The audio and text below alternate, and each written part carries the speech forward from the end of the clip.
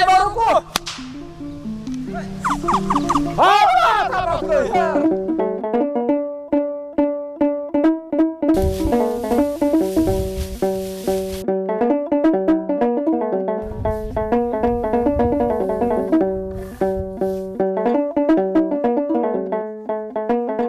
አቤት እግዚአብሔር ይመስገን ሰላም ነው። ምን ያበጥሩ ነው? ጤፍ ነው? ቀይ ጤፍ ያበጠርኩ ደህና። ስንት ገባ አሁን ጤፍ? 100 ኪሎ 100 ብር። 100 ብር ነው። 100 ወዷል። እንዴት ነው? አይ ይሁን እንደ ጊዜው እንደ ዘመኑ ይሻላል የኔ ልጅ። አዎ እንደ ዘመኑ ነው የሚሻለው። ምን ማድረግ ይቻላል ብለህ ነው። እግዚአብሔር እሱ ያመጣውን ደግሞ ተመስገን። በጣም ውድ ነው። በቃ ቀን በቀን ነው የሚጨምር። ቀን በቀን ዋጋው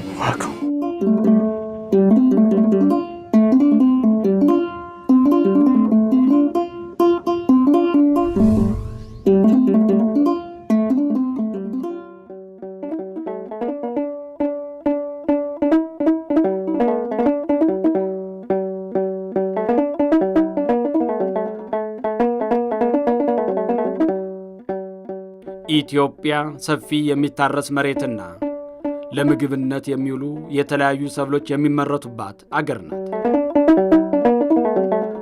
ደከመኝ ሰለቸኝ ሳይሉ በሚሊዮን የሚቆጠሩ ገበሬዎችም በግብርናው ዘርፍ ተሰማርተው በማምረት ላይ ናቸው።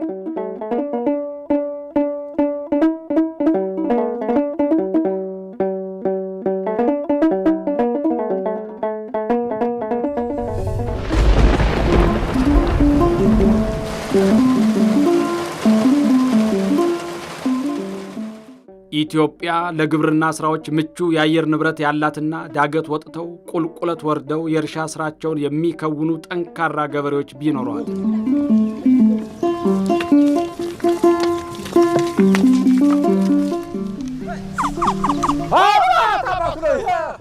የዜጎችን የምግብ ዋስትና በራሱ አቅም ለማረጋገጥ ግን ዳገት ሆኖባት ቆይቷል።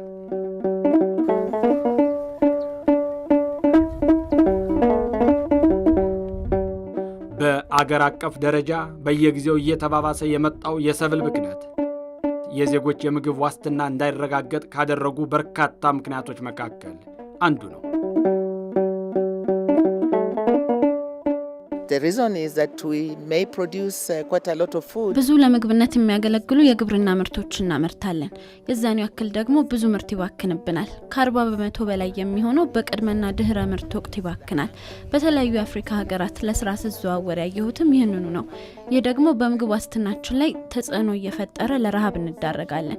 እንደ ምሳሌ እንኳን ብነግርህ በቀላሉ ተመርተው በርካሽ ሊሸጡ የሚችሉት እንደ ቲማቲም፣ ድንች፣ አቮካዶና መሰል ምርቶች ከተመረቱበት ቦታ ወደ ተጠቃሚው ለመውሰድ የተፈጠረው ትስስር ደካማ በመሆኑ አምራቹም ተጠቃሚውም ሳያገኘው ባክኖ ይቀራል።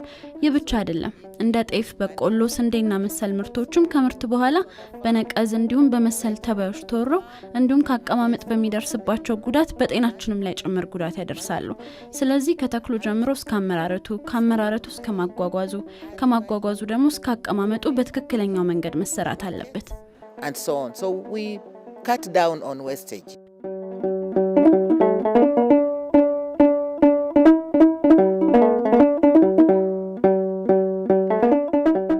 የሰብል ብክነት ከብዙ አቅጣጫ የሚከሰት ሲሆን ዘርን በባህላዊ መንገድ ማሳ ላይ መጣል በሰብል ብክነት ደረጃ ውስጥ የመጀመሪያውን ምዕራፍ ይዞ ይገኛል።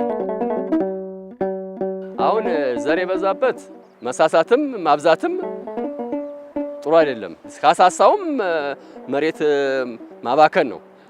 ሁለተኛም ከበዛ ደግሞ ዘሩ ያው ምግብ ሲሻማውና ከበዛበት ፍሬ ላይሰጥ ይችላል። እንዲያውም ጋሽ ወዝም ብሎ ገለባ ብቻ ሊሆን ይችላል። የሚሳሳው ይሻላል ከሚበዛው። ምክንያቱም አሁን ዘር ከመሬቱ አቅም በላይ በጣም ቢሰጥ ጓሳ ነው የሚሆነው፣ ፍሬ ያፈራ ያው ምግቡን ስለሚሻማው ማለት ነው። ዘር ያለው ግን ያው የመሬቱ የተወሰነ ነገርም ቢኖር ማለት ነው ፍሬም መሃል ይገኛል፣ ያው ምርቱ ይቀንሳል።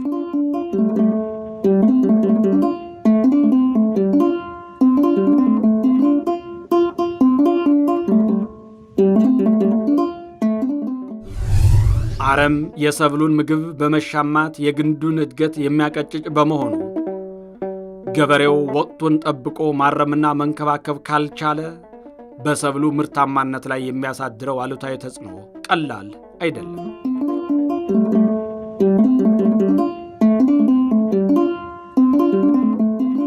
ዘር አውጥቶበት ዘርቶበት ካልታረመ ካልተኮተኮተ እንዴት ውጤት ይሰጣል? በአረም ይበላል፣ ባዶውን ነው የሚቀረው። ተመዳበሪያም ጉድለት ይከስራል። ዝም ብሎ ዘርቶ ተተውት እኮ ብዙ ኪሳራ አለው። ግብርና ብዙ ኪሳራ አለው። ስንዘራም ንጹህ ዘር ካልዘራን መሬቱን ማባከን ነው፣ እኛም የሚፈልገውን አላገኘንም ማለት ነው።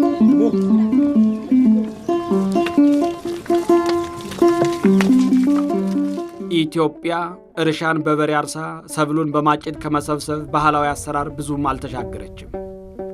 ይህ ባህላዊ የግብርና ሥራ ደግሞ ብዙ ምርት የሚባክንበት ምዕራፍ ነው። እያንዳንዱ ሰብል የራሱ የእርጥበት መጠን አለው። እርጥበት መጠኑን ጠብቆ እና ደግሞ እንዳይባክን አድርጎ መሰብሰብ ይኖርበታል።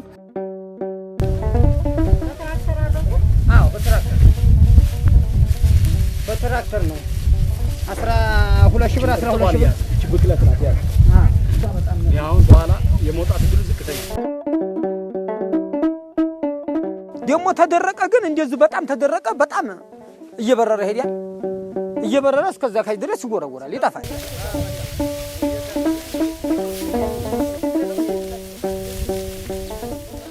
ይቺ አንዷ ፍሬ ናት። ይቺ እንግዲህ ማለት ነው ይህንን የወለደች ናት። ደሞ ሲደርስ ደሞ በወቅቱ ታላጨደው ሁሉ ጊዜም ብክነት። የገበሬም ጎበዝ አለ፣ የገበሬም ሰነፍ አለ። ከግብርናም ታሰራርም ይጠፋል፣ ታሰራርም የሚጠፋ አለ። ሰብሉ በደረሰ ጊዜ በወቅቱ ባለማጨድ በወቅቱ ካላጨድ ነው ከደረቀ በኋላ ምንም ተጠንቀህ ሊጨደው ብትል እየተቆረጣች እልፍልፏ ያቺ ፍሬዋ ትወድቃለች። ያም አንድ ብክነት ነው። በሰዓቱ አለማጨድም ባጨዳ ጊዜ ወቅቱ ካልተጠበቀ በጣም እህል ይባክናል።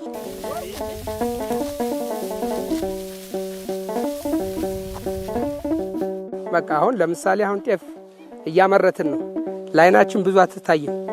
ግን እኔ በተረዳሁት መሰረት እዚያ ቦታ ላይ አሁን እርሻው ብላጊ ዝናብ ከጣለ ማለት ነው ያን እርሻ ካረስ ነው ጤፉ ግጥም ብሎ ልክ እንደዚህ እንደሳር ይበቅላል።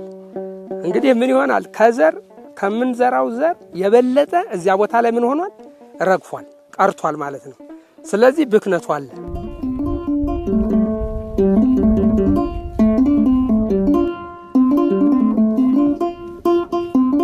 ድንገት በጣም ተደረቀ ደግሞ በወቅቱ ካልሆነ በጣም ድርቅ ካለ ደግሞ ያው ይራገፋል። በዛ ሰዓት እንኳን 30 ኪሎ 50 ኪሎ ሊቀር ይችላል። ብዙ ነው የሚቀረው። ጤፍ ትልቁ ነገር ደግሞ በሚታጨድበት ጊዜ ጊዜውን ጠብቆ ካልታጨደ የእንትን የማለት ችግር አለበት። እዛው ላይ የመራገፍ ችግር አለበት። እንደ ሌሎች አይደለም፣ እንደ ገብስ አይደለም፣ እንደ ባቄላ አይደለም፣ እንደ በቆሎ አይደለምና እሱ ላይ ጥንቃቄ ካላደረገ ጤፍ ሊበልጥ ይችላል። በዚህ አኳያ ሲታይ ሌላ ቢቀር እንኳን በደንብ ሳይደርስም የሚያጭርበት ጊዜ አለ። ወይም በደንብ ከደረቀ በኋላም ደግሞ መሬት ላይ የሚቀርበት የሚበተንበት ጊዜ አለና ጊዜውንም መጠበቅ አለበትና እነዚህ ሁሉ ለብክነት ያጋልጡታልና በጣምም ሳይደርቅ በጣምም እርጥበት ሳይኖረው ወሳኝ የተባለ በምርምር ራሱ ጥሩ ደረጃ ደረሰ ወይም ለማጨድ በቂ ነው ተብሎ በታሰበበት ጊዜ ካልታጨደ ብክነት ያመጣል ብለን እናስባለን።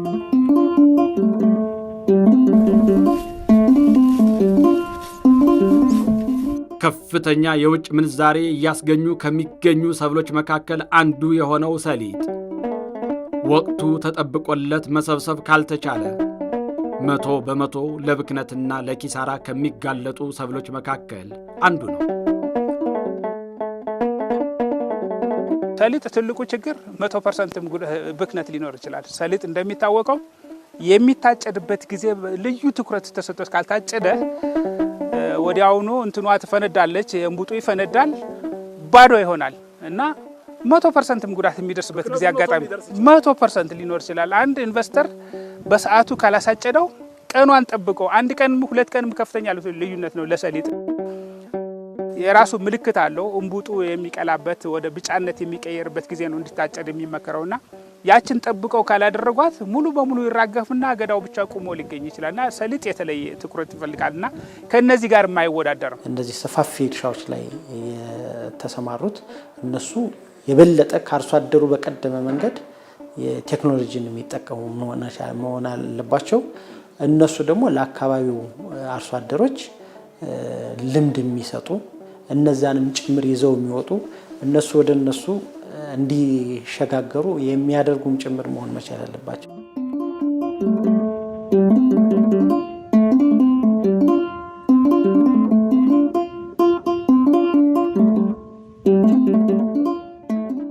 ዘመን ተሻግሮ የመጣው ማሳን በደቦ የመከወን ስራ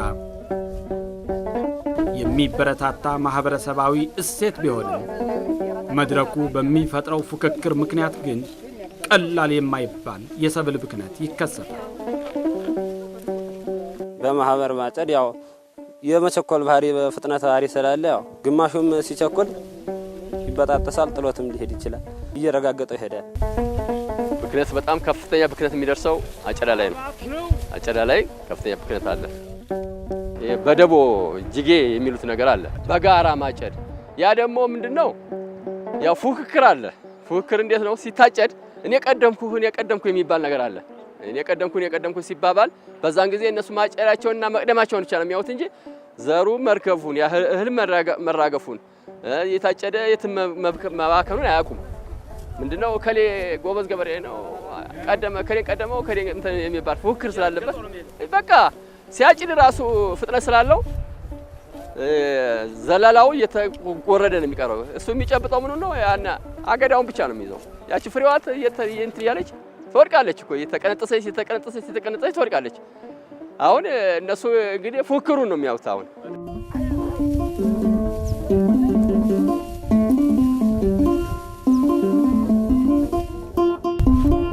ደቦ ወይም አንድ ጊዜ ብዙ ሰው ማሰማራት በአንድ ቦታ ላይ ጥንቃቄው እንደ የሰው ሊለያይ ስለሚችል ለብክነት ያጋልጣል። ትክክል ነው። በዛች ቀን ለመጨረስ ነው ጥረት የሚደረገው እንጂ ምን ታጨደ፣ ምን ቀረ፣ ምን ባከነ የሚለው ትኩረት ስለማይሰጠው ያ ለብክነት ያጋልጣል ማለት ነው። እንደምትመለከቱት በርካታ የገብስ ፍሬዎች እዚህ ተቆራርጠው ቀርተዋል ባጨዳ ወቅት ማለት ነው። እንግዲህ ይሄ ሲጠራቀም 100 ኪሎ ግራም ማግኘት የነበረበት አንድ ገበሬ በብክነት ምክንያት ባጨዳና በወቂያ እንዲሁም በሌሎች ብክነቶች ምክንያት ተደምሮ 25 ወይም 30 ኪሎ ግራም ይቀነስበታል ማለት ነው።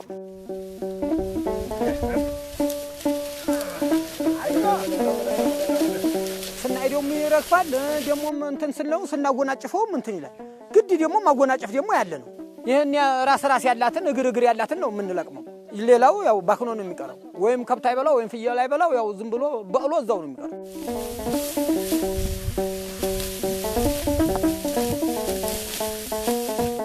እየቀረ ነው፣ ብዙ ነገር ይቀራል። ይኸው እንደምታዩት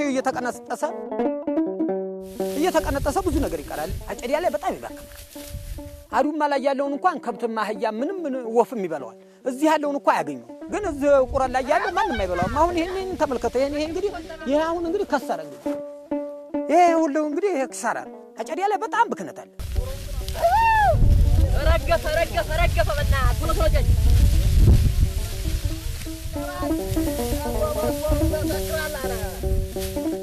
እንደ አደጉት ሀገሮች ማሽን አንጠቀምም። ስለዚህ በእጅ ነው የሚታጨደው። በእጅ ስንሰበስብ ደግሞ ከመሬት የሚቀር ይኖራል። ስናጭድም የሚፈለገውን ልቅም አድርገን ልናጭደው አንችልም። ምክንያቱም በባህላዊ ነው የምንጠቀመው።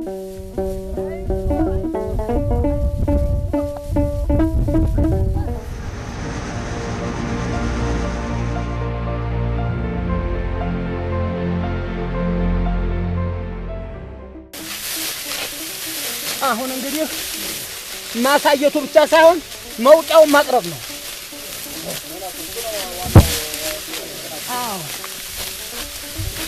አሁን የሚያስፈልገን መውቂያ ብቻ ነው። አሁን ዓለም አቀፉን የአየር ንብረት ለውጥን ተከትሎ አልፎ አልፎ የሚስተዋለው ወቅቱን ያልጠበቀ ዝናብ የምርት ብክነትን ከሚያባብሱ በርካታ ምክንያቶች አንዱ እየሆነ ነው።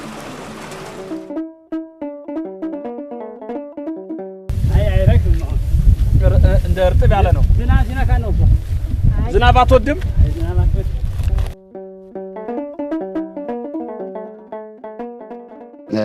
ዝናብ በወቅቱ ለሰብል እድገትም ሆነ አጠቃላይ ለእርሻ ክንውናችን ለእርሻ ተግባራችን አንዱና ዋናው አስፈላጊ ግብአት ነው።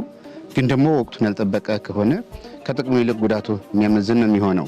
አሁን እንግዲህ ምንም ቢሆን አይቀርም ዝናብ፣ ምን ጊዜም ዝናብ አለ። ስለዚህ እንደዚህ ሆኖ አሁን ይሄ በየቦታው ቁጭ ብሎ አሁን እዚህ ላይ አንድ ቀን ሁለት ቀን ተጣለበት ተባላሸ፣ በቃ አለቀለት። ምርት ሰብስበህ ድንገተኛ ዝናብ ሊመጣ ይችላል።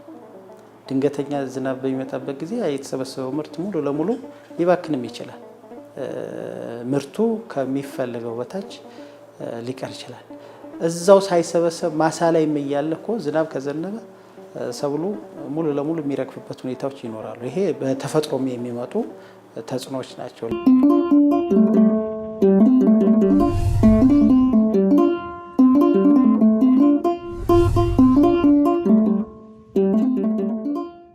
የአጨዳ ስራው ተጠናቆ ሰብሉን አውድማ ላይ ለመውቃት በጋማ ከብቶች ወደ ማዕከል ለማድረስ የሚደረገው የማጓጓዝ ስራ ሌላኛው የብክነት መንስኤ ነው።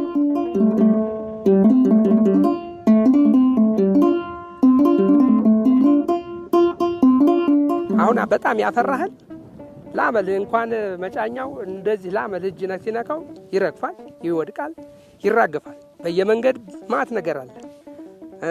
እዚያው ቦታው ላይ በሚታሰርበት ሰዓት ብክነቶች አሉ። ተጭኖው ደግሞ አህያው ላይ ሲወጣ አህያው እንደዚህ በሚሄድበት ሰዓት ያው ምን እየሆነ ነው ያመጣው? እየረገፈ ሲሄድ እየተራገፈ ነው የሚሄደው። ድንገት ይወድቃል። ዳገት ላይ ስለሆነ በዳገት ላይ ስለሚወጡት አህዮቹ ድንገት ወደ ኋላ ከሄደ በዛ ሰዓት ወደቀ ማለት እዛ ላይ ሲወድቅ ሲነሳ በጣም የሚረግፋል። ወድቆ ሲነሳ ማለት ነው። በዛ ሰዓት በጣም ነው የሚፈሰው። ያው ስናስር ነዶ ስናስር ስንጭን ሲጫን መጫኛ ምናምን ሲበላ እየተቆራረጠ ሄዶ የመባከን ባህሪ ያለው። በመጫኛ ሲጫን አህያ ላይ ሲወጣ ደግሞ ይዘው ስትሄድ ቦታ አውድማ ራቅ ካለ መውደቅ አለ። ከአህያ ላይ ይወድቅብሃል። እዛ ከወደቀ በኋላ ደግሞ ያንን እንትን በምትልበት ጊዜ ስታነሳ ስታንደባል ስትውል አሁን በያለበት በቃ ብዙ ብክነት ይባክናል። አውድማ የሚደርሰው ብዙ ብክነት ደርሶበት ነው። እንደዚህ ባደጉት ሀገሮች በማሽን እዛው ማሳ ላይ ነው የሚወቃው። በማሽን ነው የሚወቃው። እኛ ግን ከቦታ ቦታ አጓጉዘን ነው፣ በአህያ ተጭኖ ነው።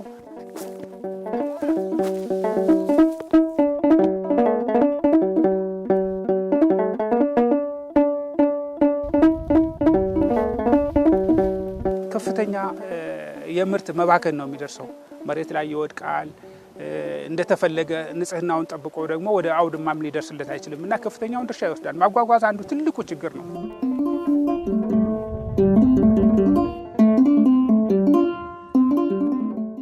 ተታጨደ ሳምንት ነው የቆየው። ሳምንት አይጥም እዚህ ላይ በልቶ ታየነና ምን ይበላዋል? እዚህ ሰለፍ ያው አይጥ ጉር ምናምን ስላለ አይጥ ይፈጠራል። ሲከመር ደግሞ ያው ስንከምር እንትን ይላል፣ ስናረግ ይረገፋል፣ ይደቃል እና ደግሞ እዚሁ ተከምሮ ደግሞ ያው በጎችም ምንም ሊመዘ ይችላል እና ይደቃል ማለት ነው። ትልቁን ደግሞ ድርሻ የሚወስደው ተከምሮ በሚቆይበት ጊዜ ነው። ተከምሮ በሚቆይበት ጊዜ በአግባቡ አይከመርም። እንደ ተከመረም ሌላ ተባይና በሽታ ሊያጠቃው ይችላል። እዛ በሚቆይበት ዝናብ ሊያጠቃው ይችላል። ስለዚህ እነዚህ አንድ ችግር ናቸው።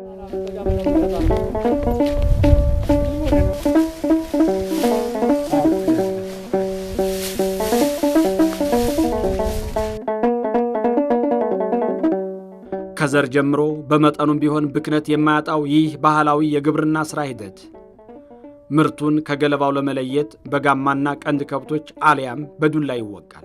በከብት ነው የምንሄደው። ከብቶች አፋቸውን አናስርም።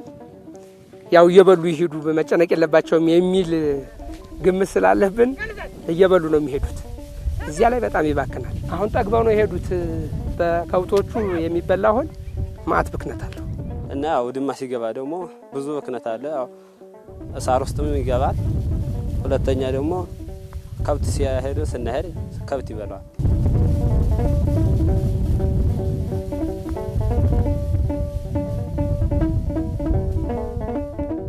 በንፋስም ይሄዳል፣ በበሬ እግር ይሄዳል፣ ገለባ ጋር አብሮ ይሄዳል። ብዙ ነገር አለ። በሬ ሲዋጋ እንትን ብሎት ይረጨዋል። ምን ይላል? ብዙ ነገር ብክነት አለ።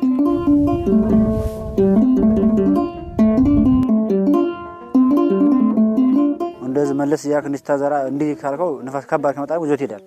ግን ቀስ እያልክ እንዲህ እያልክ ሆነ ዞሮ የተወሰነ መሄዱ አይቀርም። ግን በጥንቃቄ ነው እሱ የሚሰራው። ግን መሄዱም አይቀርም፣ ጥናቅም መሄድ አይቀርም። የታ እንዴ ምን ግማሽ ኩንታል ተዛ በላይ ይጠፋል። ታውዲማ ውጭ የሚወጣለ አዱማው መሃል ደግሞ አልጠረግ ብሎ የሚቀራለ ብዙ ነገር ይባከናል። እንዲያው አዱማ የገባ ነገር የማይባከን የለም። አዱማ ላይ ራሱ እኮ ተመጥረጊያ የቀረብ ብዙ ነገር ይቀራል መሬት።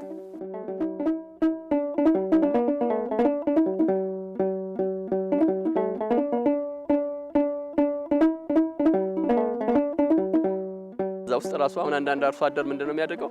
ዝም ብሎ ባለሰለሰው ድማ ላይ ይወቀዋል። እዛ ውስጥ አሁን ይቀራል ብዙ እህል። አዎ ብዙ እህል እኮ ይቀራል።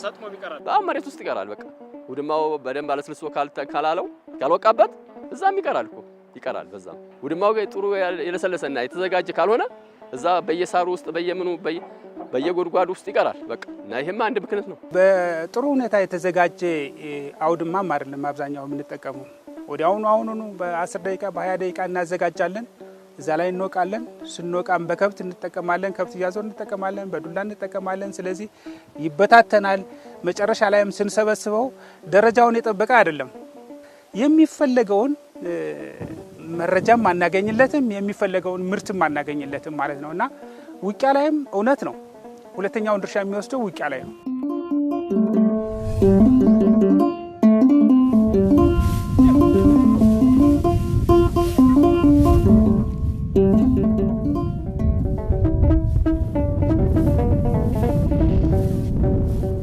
ገበሬው ከባዱን የክረምት ወራትና ተለዋዋጩን የአየር ንብረት ተቋቁሞ ያመረተው ሰብል ወደ ጎተራ ከደረሰ በኋላም ደረጃውን ባልጠበቀ ክምችት ምክንያት ከባድ ኪሳራ ይደርስበታል። ጎተራ አንድ አርሶ አደር አሁን ጎተራ ውስጥ ከቶ በቶሎ በሰዓቱ ካላየው እኮ ገለባ ብቻ ሆኖ አንድ ጎተራ እህል ባዶ ገለባ ያስቀምጥለታል እኮ። እሱ ዜሮ ያደርገዋል እኮ ዜሮ።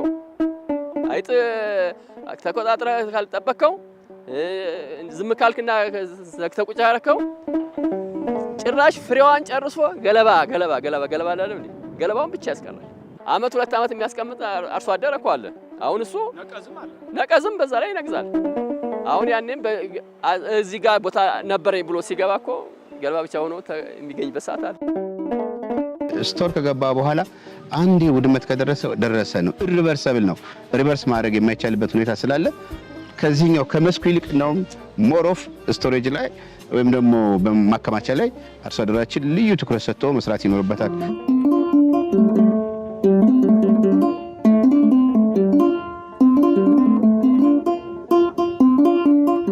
ቆርቆሮም ትግል የመንቀዝ ባህሪ ያለው ቆርቆሮ ጣይት ይሞቀው እየነቀዘ እህሉ ወዳቂነት ይበዛዋል፣ ይነቅዛል ማለት ነው።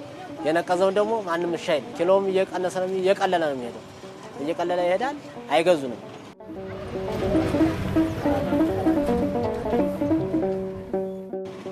ስለዚህ ደህና ነው የሚገዙ። ቶሎ ታልተሸጠ ለምሳሌ ገበያ ይቀንሳል፣ ድንገት በውድ ይገዛና አሁን ያን ጊዜ እየከሰርም እንሸጣለን። የሚነቅዝ እህል ያሁን ለምሳሌ 100 ብር ባቄላ ቢሸጥ 50 ብር አይሸጥም በዚያን ሰዓት። ስለዚህ ያን ጊዜ ምን ሆኗል? ባክኗል።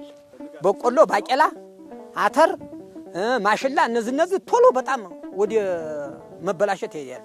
ጎተራ ውስጥ ካስገባው በኋላም እንኳን ብክነት ይኖራል። በሚገባው መንገድ ካላጠራቀመው ወይም በሚገባው መንገድ ካላዘጋጀው ጎተራ ውስጥ ገብቶ ለተባይና ለበሽታ ይጋለጣል። One of the things that we see in the field is that a lot of the harvested grain እኔ ጥናት ባደረኩባቸው የምርት አያያዝ ላይ ትልቁ ብክነት የሚመጣው በነፍሳቶች በተባዮች በሚደርሱበት ጉዳት ነው። ይህ ደግሞ ምርቱ ከተሰበሰበ በኋላ እስከ 40% ጉዳት ሊያደርሱበት ይችላሉ። when people have access to that hermetic technology.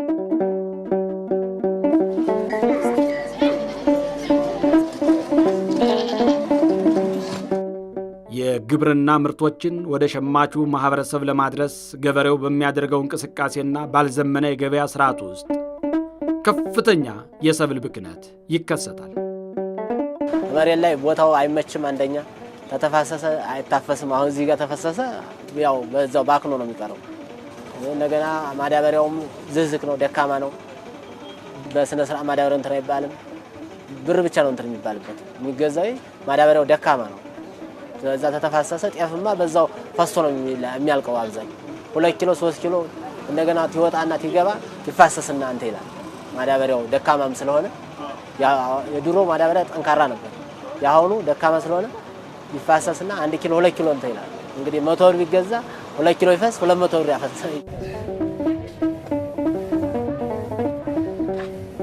ሌላ ቢቀር አይደለም ያልተወቃ ሰብል ይቅርና የተወቃ እንኳን ወደ ገበያ በሚወሰድበት ጊዜ የሚጠቀምበት ጆንያም ይሁን ማዳበሪያም ይሁን የሚጠቀምበት ስልቻም ይሁን የሚጠቀምበት እንትን ለብክነት ያጋልጣልና ገበያ ላይ ከፍተኛ ብክነት አለ ደረጃው ይቀንሳል ከመስክ ላይ ከማጓጓዝ ላይ ይቀንሳል እንጂ ገበያው ራሱ ገበያው ላይ ከፍተኛ ብክነት አለ ከአጨዳ ጀምሮ እስከ ገበያ ድረስ ገበያ ማርኬት አንዱ እንትራችን ውስጥ ነው አንዱ ዋና የብክነት እንትራችን አንዱ ምሱ ነው አጠቃላይ ከእርሻ ስርዓታችን ጀምሮ ከምርት አሰባሰባችን ጀምሮ እንደገና የሰበሰበውን ምርት የምንወቃበት የምርት መውቂያ ዘዴዎች እና የተወቃው ምርት ደግሞ ወደ አርሶ አደሩ ወይም ደግሞ ወደ ጎተራ የምናስገባበት ምርት የምንይዝበት ስርዓት ስናይ በአብዛኛው ኋላ ቀር ይሄ ለምርት ብክነት ከፍተኛ ድርሻ አለው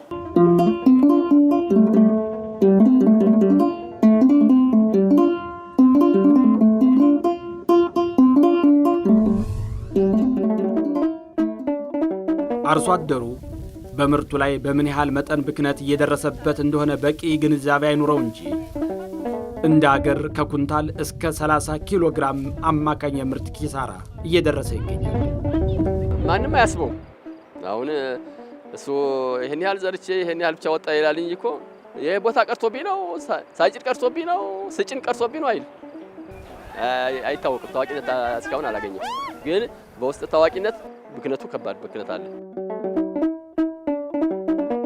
ብዙ ድክመት አለው ብዙ ልፋት አለው ልፋቱ ማጨዱም መዝራቱም መውቃቱም እንደገና ደግሞ መሰብሰቡም ብዙ ነገር አለው ብዙ ብክነት አለው ግን ይሄን ሁሉ የምናደርገው ምንድነው ስለሌለን ያው እጅ ባዶ ስለሆን የምናይደውን በእጃችን ነው የምንወቃውን በእጃችን ነው ያው እንግዲህ በምርት ብክነት ከ20 እስከ 30% የሚሆነው ከጠቅላላው ምርት ይባክናል ካል በእኛም ሁኔታ ከወሰድ ነው በኦልሞስት ከ5 እስከ 7 ሚሊዮን ኩንታል የሚሆን ምርት ይባክናል በተለያየ ምክንያት ለምግብ ዋስትና ችግር እንደሚያጋልጠን የምናውቀው ነው በቅርብ ጊዜ ከ3 እና 4 ዓመት በፊት የተጠኑ ጥናቶች የሚያሳዩት እስከ 27% ይደርሳል ተብሎ ነው የሚታሰበው የጥራጥሬው እነስንዴ ነገብስ እስከ 25% ይደርሳሉ ተብሎ ነው የሚታሰበው ጤፍ ልዩ ጥንቃቄ ካልተደረገለት እነዚህንም የሚበልጥበት አጋጣሚ ሊኖር ይችላል ምርት ለማምረት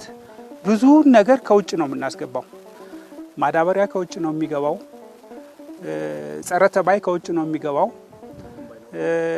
ማሽነሪም ከውጭ ነው የሚገባው የማሽነሪ ስፔር ፓርትም ከውጭ ነው የሚገባውና አብዛኛዎች ምርትን ለማምረት የሚያገለግሉ ነገሮች ከውጭ ነው የሚገቡ እነዛም በውድ ዋጋ በዶላር ተገዝተው ወደ ሀገር ውስጥ ይገባሉ ምርት እናመርታለን ምርት አምርተን ደግሞ በቂ ጥንቃቄ ሳናደርግ ካጨር ነው ሊደርስ የሚችለው ጉዳት በጣም ከፍተኛ ነው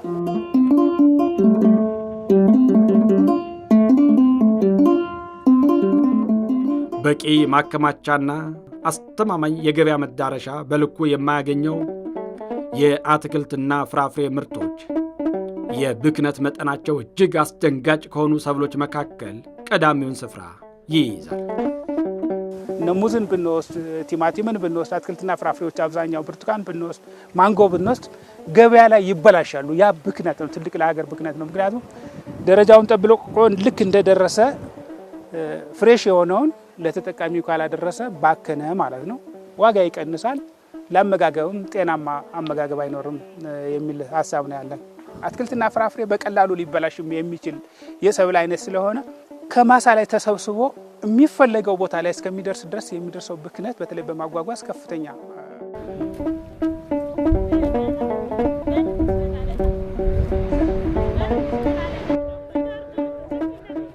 The loss is so high. የአትክልትና ፍራፍሬ ብክነት እጅግ ከፍተኛ ነው ብክነቱ እስከ 50 በመቶ ይደርሳል።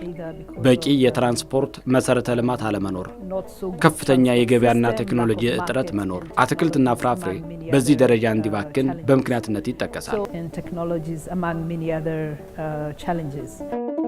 እኛ ሀገር ደግሞ ያው በተለይ ለአትክልትና ፍራፍሬ ታስቦ የተዘጋጀ የመሰብሰቢያ መሳሪያ የለም። አትክልትና ፍራፍሬን ብንወስድ ራሱ ከ20 እስከ 50% ድረስ የምርት ብክነት ይደርሳል። በወተት ብንል፣ በስጋ ብንል፣ በሁሉም መንገድ የምንጠቀምበት በማር ብንል፣ በአሳ ብንል የሚደርሰው እስከ 50% ይደርሳሉ በአብዛኛው።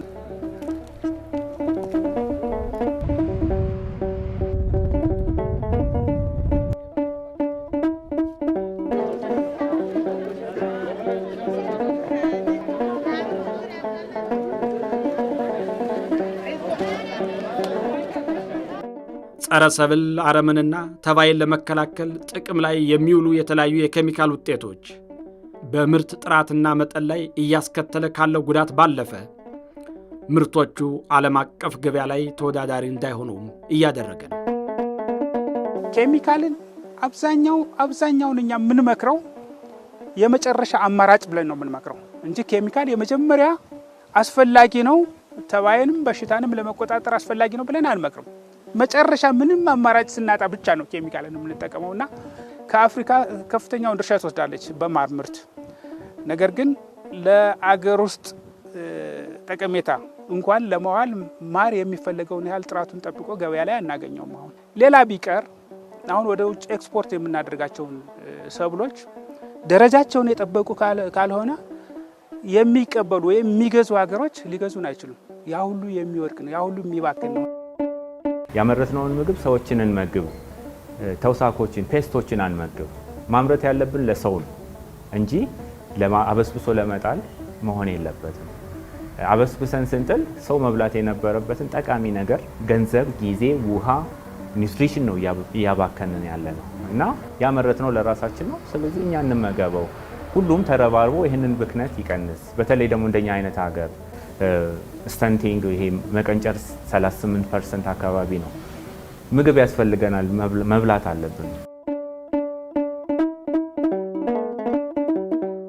ምርት ለማምረት ብዙ ወጪ ወጥቶበት ከተመረተ በኋላ እንደ ሀገር እስከ 30 በመቶ የምርት ብክነት እየደረሰ ይገኛል። እንዴ ከድካሙ ወጪ አለው፣ በርካታ ወጪ አለው እኮ። ምን ወጪ ታወጣለህ? ወጪ ማሳጨጃ እናወጣለን። አሁን 1200 ብር ሆኗል አንድ ሰራተኛ በቀን። የመንግስት ሰራተኛ እኮ ማያገኘው ነው ይከፈላል።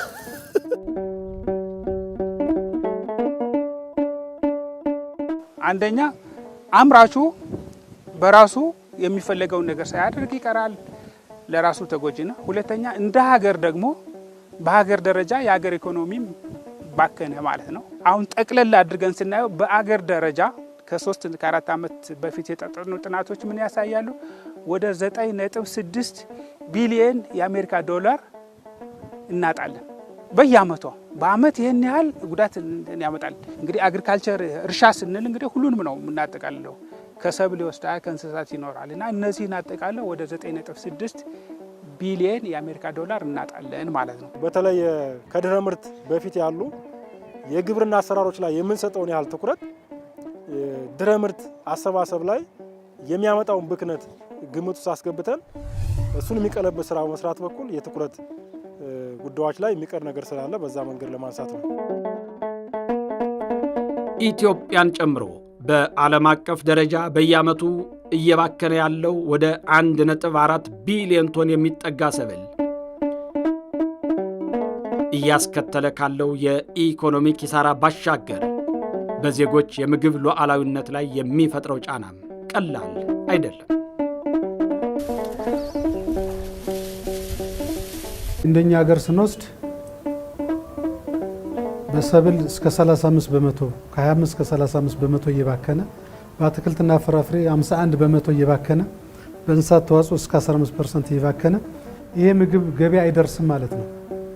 ገበያ ለመድረስ ብቻ አይደለም ለበላተኛው አይደርስም ማለት ነው። ይሄ ገበያ ላይ አለመድረሱ ሁለት ተጽዕኖዎች ይኖሩታል። አንደኛ በዋጋው ላይ ትልቅ ተጽዕኖ ይኖራል። ደህና አቅርቦት ቢኖር ኖሮ ዋጋው ይቀንስ ነበረ። ነገር ግን ዋጋው ይጨምራል ማለት ነው።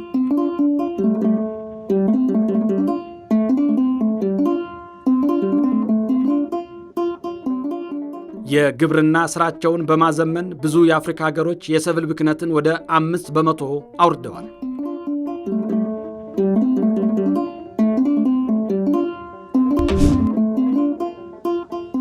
ኢትዮጵያም ከባድ ኪሳራ እያስከተለ ያለውን የሰብል ብክነት በዘላቂነት ለመከላከል በየደረጃው ያሉ የግብርና ስራዎችን ማዘመንና የቴክኖሎጂ ውጤቶችን መጠቀም፣ አስተማማኝ የክምችት ማዕከላትን መገንባትና ሌሎች የብክነት መንስኤዎችን መቆጣጠር በኢትዮጵያ ዘርፈ ብዙ ኪሳራ እያስከተለ የሚገኘውን የድህረ ምርት ብክነትን በዘላቂነት ለመከላከል ዋነኛውና ቁልፉ ተግባር ነው። አሁን አምና እና ሀጫምና የተወሰነ መኪና ምን ነበር ስሞድ እሷ አሁን ገብታለች።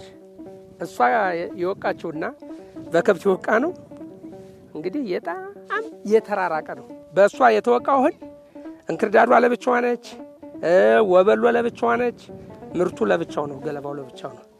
አንድ እህል እዚህ ጋር የምትፈሰው እህል የለች። ትደቅናለህ፣ ማዳበሪያን ወደዚህ ታሸሻለህ፣ በቃ መከተል ነው። ገለባ ለብቻው ነው፣ እህል ለብቻው ነው። ብክነት የለም፣ ጉልበት ይቀንሳል። ስለዚህ ያ ሲሞላ እየጫንክ መሄድ ነው። ስለዚህ ይህ አሁን ቢሆን የተሻለ ነገር አለ የሚል ግምት አለኝ። በበሬ በምን አላስወቃም። አሁን ይህን የሰበሰብኩትን እሱን ታገኘሁኝ ቀጥታ በሱ ነው መውቃት የምፈልገው። ይህንን እንግዲህ በጊዜ ሂደት ተገቢ የሆነ ግንዛቤ በመፍጠር ባለሀብቶችን፣ የማህበራቶችን፣ የምርምርና የዩኒቨርሲቲ ተቋማትን፣ ሌሎች ዩኒየን አካላትን ጭምር የማሽነሪ አክሰስ ጭምር እንዲያቀርቡ በማድረግ ሰውን ወደ መካናይዜሽን በማሽን እንዲሰበስብ የማድረግ ስራ ላይ መሰራት መቻል አለበት ማለት ነው። ኩታ ገጠምን ዘር ከዘራ በአንድ አካባቢ አሁን ኮምባይነርም ሆነ የሚወቃም ሆነ የሚያጭድ መጥቶ ሊያገለግል ይችላል። አንዱ አርሶ አደር እዚህ ጋር ባቄላ ይዘራል፣ አንዱ እዛ ጋር ጤፍ ይዘራል፣ አንዱ ገብስ ይዘራል፣ አንዱ ስንዴ ይዘራል። ያ ደግሞ ለኮምባይነር አመቺ አይደለም። አሁን ይሄንን ወደ አርሶ አደሩ ጋር ገብቶ ይሄንን ሙያ ያላቸው ሰዎች በኩታ ገጠምነት እንዲሰራ ማድረግ ነው። ከዛም በኋላ ይሄ ከተደረገለት በኋላ አርሶ አደሩ አሁን እንደተባለው መንግስት ያንን ኮምባይነር መውቂያውንም ሆነ ማጨጃውን ማቅረብ ነው። 52% የሚሆነው ነው ከጠቅላላ የመኸር ሰብላችን ውስጥ በኩታ ገጠም እርሻ እያለማን ያለ ነው። እዚህ ላይ ምርት ብክነት ላይ የሚደርሰውን ተጽዕኖ በመቀነስ ደረጃ ትልቅ አስተዋጽኦ አለው። በዚህ ደረጃ የሚደርሰውን ችግር ለመቅረፍ በዋናነት ግብርናን የማዘመን ስራ መስራት ያስፈልገናል። ለዚህ ደግሞ ቴክኖሎጂዎችን መጠቀም ያስፈልጋል ማለት ነው። እንግዲህ መካናይዜሽን ስንል ብዙ ነገር ነው። ማጨድ ማውቃት ብቻ አይደለም። ከግብአት አጠቃቀም ጀምሮ በጣም በርካታ ነገሮችን አርሶ አደራችን የመጠቀም ልምዱ በጣም እየዳበረ ሄደበት ሁኔታ ነው ያለው። አሁንም እዚህ አካባቢ ላይ የዛም እንደውም በርቀት የሚታይ ያለ በኮምባይነር የመውቃት የማጨድ ሁኔታው በጣም ከለት ከለት እያደገ የሄደበት ሁኔታ ስላለ ይሄ በጣም ጥሩ ልምድ እየመጣ ነው ያለው መካናይዜሽንን የመጠቀሙ እና እስከ 700 ሄክታር የሚደርሱ በተለይ በስንዴ ሰፋፊ ክላስተሮች ተግባራዊ ለማድረግ ሞክረናል። እስከ 200 እስከ 300 እና በዛ ደረጃ ያሉ የሄክታር መጠኖችን በኩታ ገጠም የመሸፈን የስራ እንቅስቃሴ የተሰራበት ሁኔታ አለ። ይሄ በአንድ በኩል በትራክተር የማረስ አንድ ጊዜ ገብቶ አርሶ የመውጣት ልምድ እየተያዘበት መጥቷል። በሌላ በኩል ደግሞ በትሬሸር የመውቃት በመውቂያ ማሽን የመውቃት ልምድ ጭምር ይዘናል። መንግስት በከፍተኛ ደረጃ ትኩረት የሰጠው ግብርናው አልዘመነም። ግብርናው ከኋላ ቀር የአሰራር ስርዓት አልወጣም። ስለዚህ የመጀመሪያው ትኩረት መደረግ መቻል ያለበት ግብርናው እንዲዘምን ማድረግ ነው። ለዛ ደግሞ አርሶ አደሩን ቴክኖሎጂ እንዲጠቀም እንዲለማመድ የማድረግ ስራ በዋናነት የግብርና መዋቅሩ ትልቅ ኃላፊነት ነው። ግን ከአለንበት ሁኔታ አኳያ ስናይ ገና ትልቅ ስራ የሚጠይቅ ነው። ቀጣይ ይህን ትኩረት አድርገን እንሰራለን።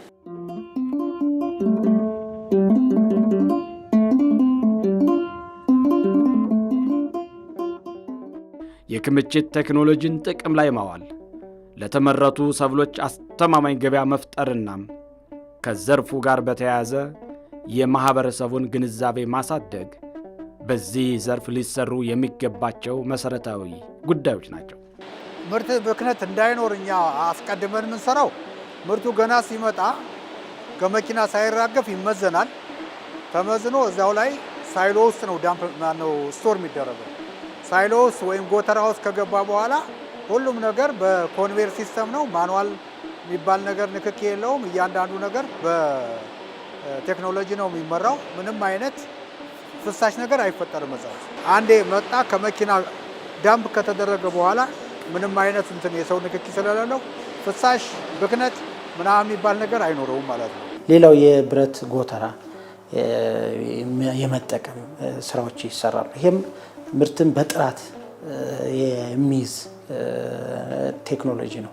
እነዚህን አስፍተን መጠቀም አለብን። አሁን የአርሶ አደሩን ኪስ ባገናዘበ የተለያዩ የማከማቻ ቴክኖሎጂዎች ወደ አርሶ አደሩ ተደራሽ የሆነ ያለንበት ወቅት ላይ ነው ያለው። ለምሳሌ ባለ 2 ድርብ የፕላስቲክ ባግ አለ፣ የፒክስ ባግ የሚባለው ማለት ነው። እሱ እንግዲህ 200 ብር 300 ብር ነው ፐር ሺት ፐር ባግ። ይሄ ማለት ማንኛውም አርሶ አደር ገዝቶ ሊጠቀም የሚችልበት ሁኔታ ነው ያለው። ከእቅዳችን ኦልሞስት ወደ 1.5 ሚሊዮን ፕላስቲክ ባግ ለማሰራጨት ነው ያቀርነው። ኦልሞስት ከቅርብ ላይ ያከናወንበት ሁኔታ ላይ ነው የምንገኘው።